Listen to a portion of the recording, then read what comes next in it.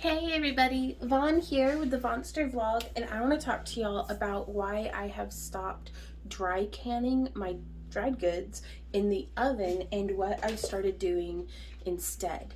So with some of the higher fat content things or the more oily things like the brown rice and almond flour and things like that, I've found that heating it actually makes moisture be pulled out of whatever it is that I'm doing and condense after the vacuum seal on the inside of the jars. I'll see if I can get some footage of this.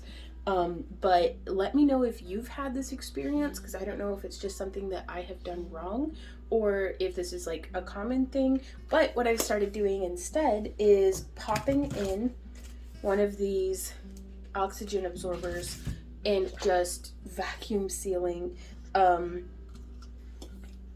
the half-gallon jars that I use. And I'm going to be doing this for all of my dried beans, flour, cornmeal, and anything like rice, oats, anything like that. So let's get to it.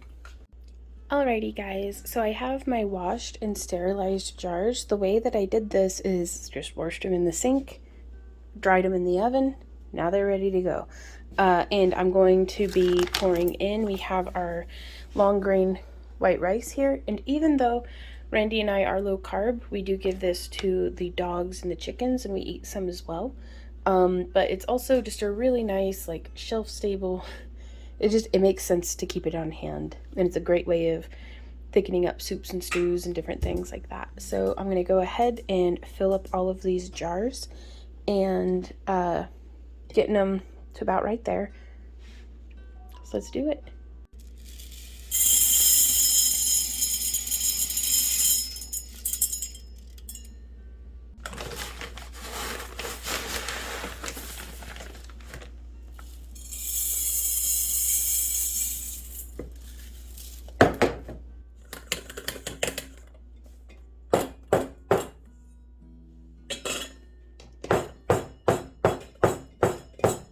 Please don't mind the washer noise.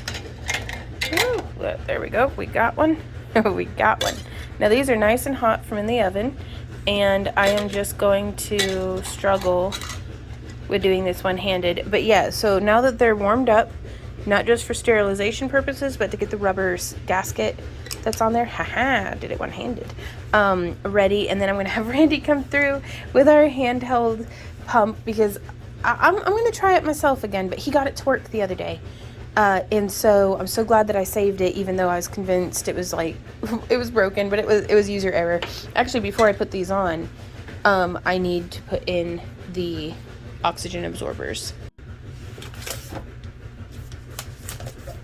So I'm going to open these up, but I'm going to reseal them in my own vacuum sealer, so that... Oh, and that's so nice. It gives you, oh, well, there's one little sample pack.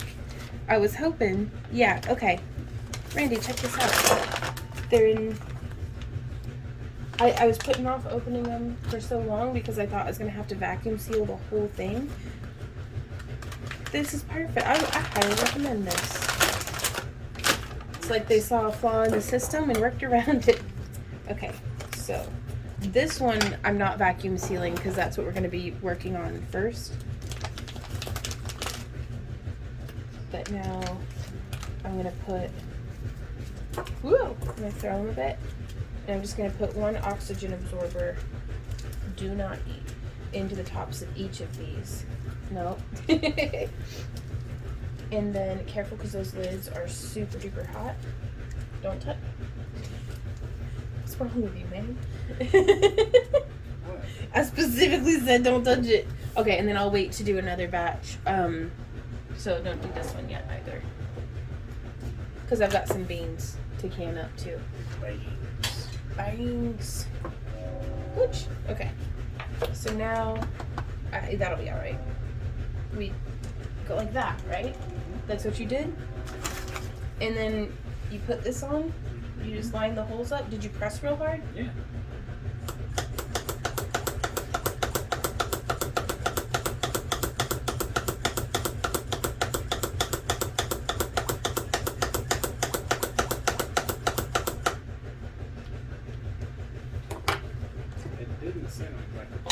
No, it didn't.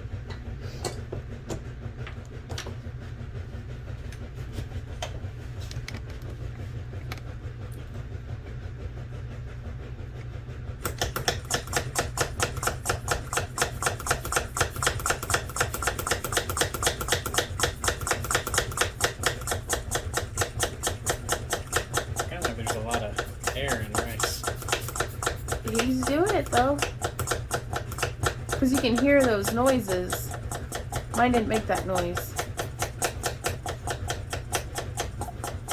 Oh, Randy, you're going to be busy for a while, aren't you? So this is what our day looks like, you guys. Oh, is it sealed? I don't know.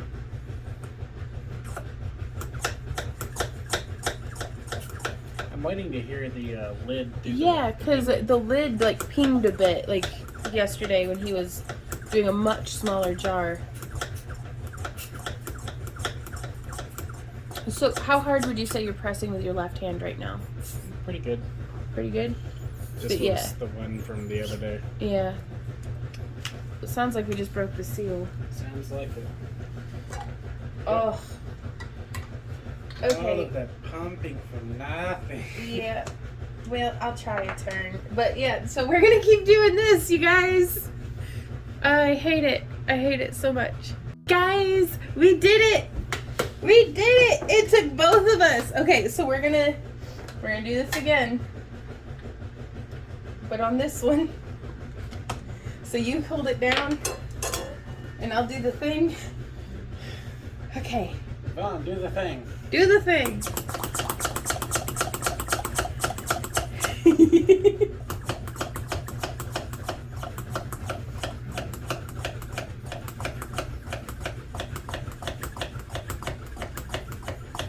Trying to blow up TNT. Right? Oh my god, my arms. This is better to shake weight, I'll tell you what. Never played with one. Me neither.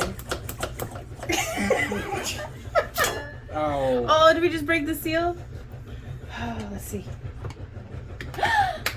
It's on there. You just gotta break it in. Okay. Let's do one more to see if maybe it gets easier. Oops, Why would it get easier? I don't know. That one seemed easier. Right? You hold it down and I do the thing? Or do you have it? You're being a little rough. I don't tell you how to vacuum seal That's your fair. jars. That's fair. I will stand back. Thank you, sir.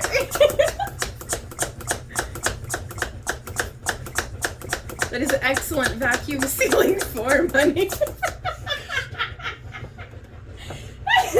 Yes! You're a champion. Thank you. Okay, so this is gonna be our day, you guys. Ooh. Yeah, I figure I don't really like. Ooh. I did that.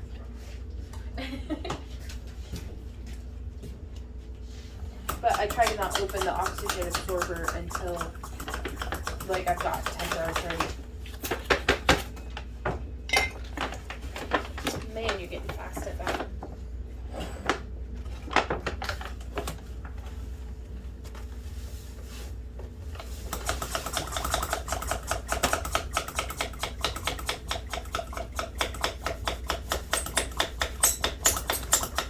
It's starting to make a horrible noise. Yes. That worked. Excellent. So this is how the jars came out, and you can see the vacuum seals really holding on there. Some of them just kept exploding and the vacuum seal was not working as well for the flour, so I just popped an oxygen absorber in there and closed it up. So now I do want to mention that on a lot of these I go ahead and put the rings on the jar, just that way in case the vacuum seal for any reason starts to come off. like if the vacuum seal loosens, this can come off by itself, which normally I would take as an indicator that there's something in here eating and producing gases, whether it's a bacteria or whether it's like little weevils or something, but it's doing something that broke that pressure seal. And just to keep rodents and stuff from getting into it, even if it has spoiled, I do like to keep the rings on there just for security measure too. Now, as far as spoilage goes, maybe it's just me, but it's like cornmeal or something that's got weevils in it, I can still use it for like giving to the chickens or, you know, something like that. Whereas with our home canned stuff over here that I pressure can, I specifically leave they're so dusty. I specifically leave the rings off because if anything's burping up some gases in here, I want that lid to come off. I want to smell the bad smell and the rest of I want to know that something has gone wrong. And that way I can just come through, check all my lids and make sure everything's all right. But that's the difference between, you know, pressure canned stuff and just vac sealing dry goods. I try to not keep more than 2 years worth of food in stock anyway, so it's not like I'm trying to get this stuff to last for 30 years, but the longer it lasts, the better, right? And also, I can hear y'all already asking about why I don't just get those food grade 5-gallon buckets with the screw-on lids, and that is because it's just the two of us here in our house, but we have 2 or 3 other households that do have kids that we